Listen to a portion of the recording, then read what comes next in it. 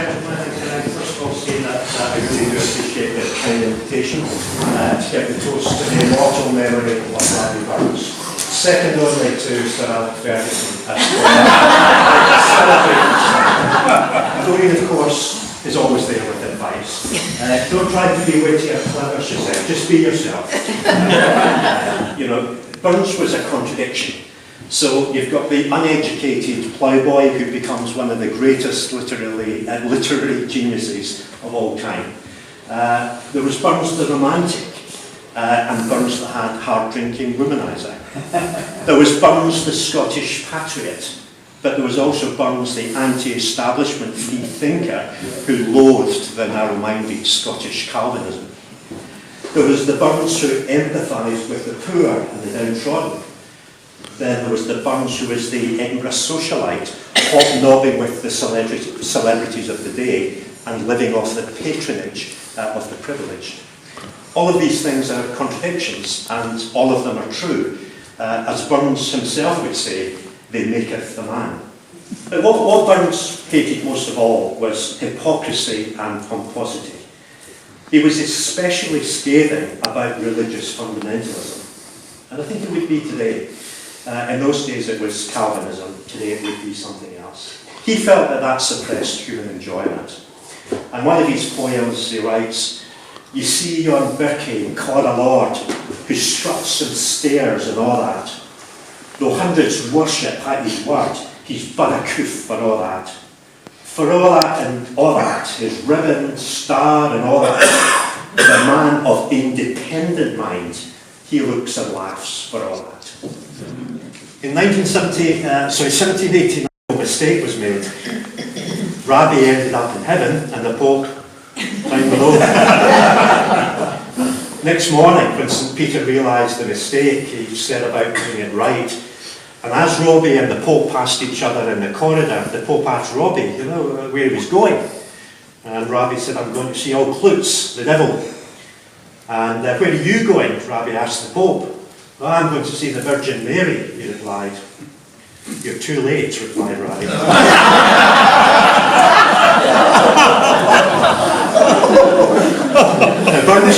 Rabbi Burns did not write his own epitaph, but amongst his works is a poem called "On a Friend," which is actually very special to Dorian and I, and I think it would have been appropriate as his epitaph, so I'll read it.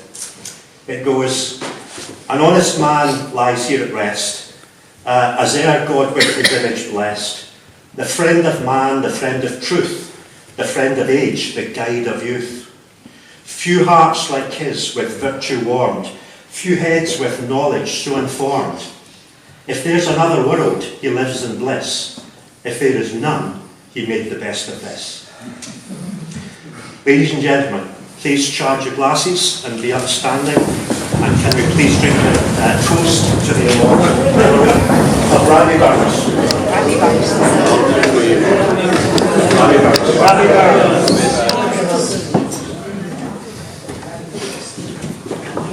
Thank you.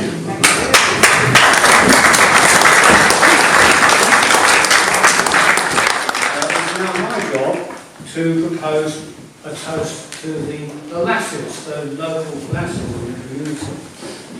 Now, the committee of this club, the 77 Club, is mainly lasses, mainly.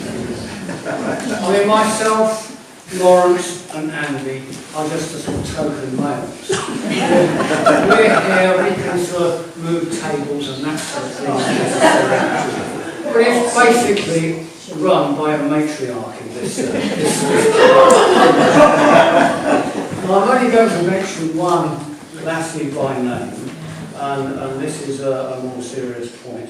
She's a committee member, not an officer, but without her, very little of our programme would happen, very little would be as successful as it is. And she was one of the driving forces behind tonight's event. I'm referring, of course, to Lorna Meadley. So thank you very much for this suggestion. Give Lorna a round of applause.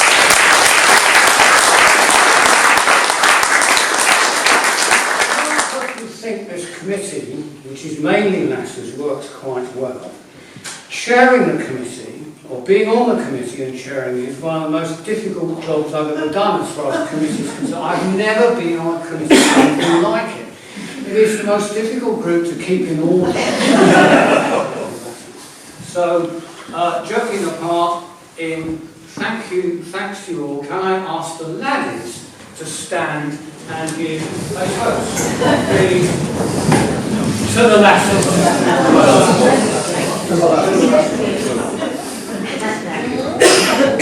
Being asked to give the toast to the laddies on this burn night. What a great honour, but probably no one else would do it. I have been told that it should be a humorous and disrespectful look at the male species amongst us.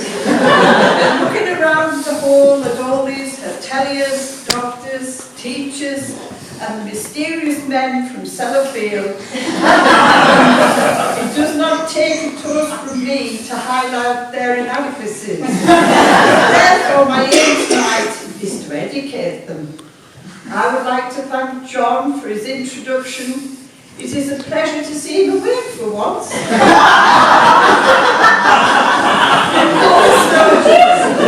wonderful erudite toast to the lasses.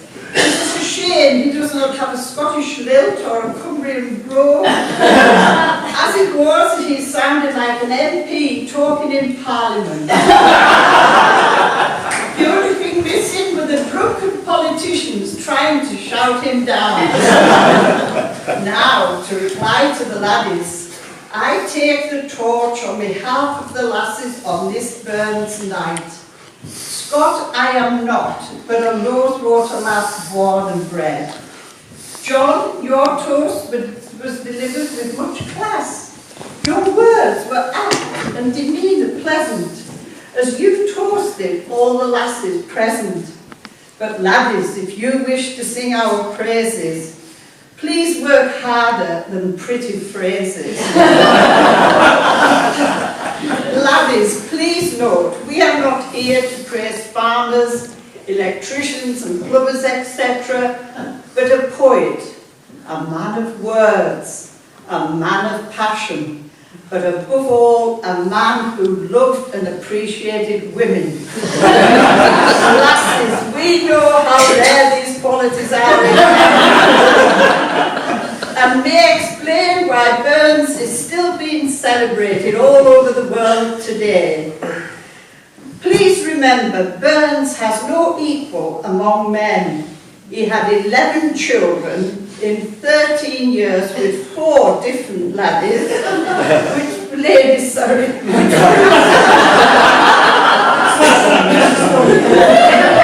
Which proves there was at least one man with multitasking abilities.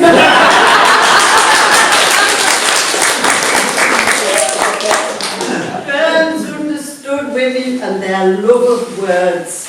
He knew whilst men used on average 7,000 words a day, women use 24,000 words. This explains when men think the argument is finished, lasses are not a third of the way through.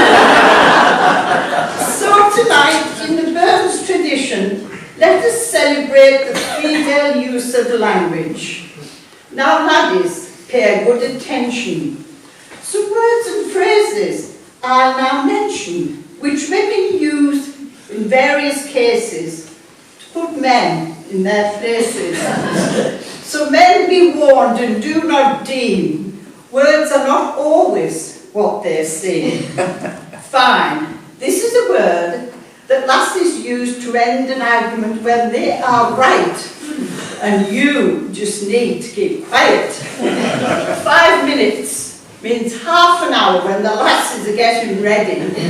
It is, however, the time you have got left watching the TV before we go out.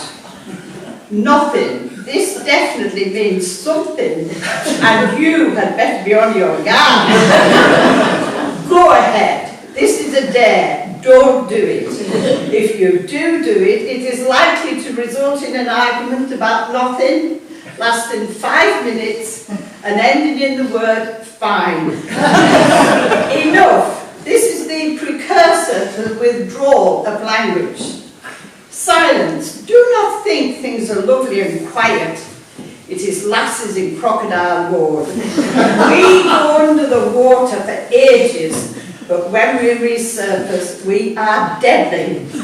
Finally, thanks. The lasses are not thanking you. Do not question her, just say you are welcome. So lasses, a toast to the laddies. Admire their skill and good fortune in choosing you.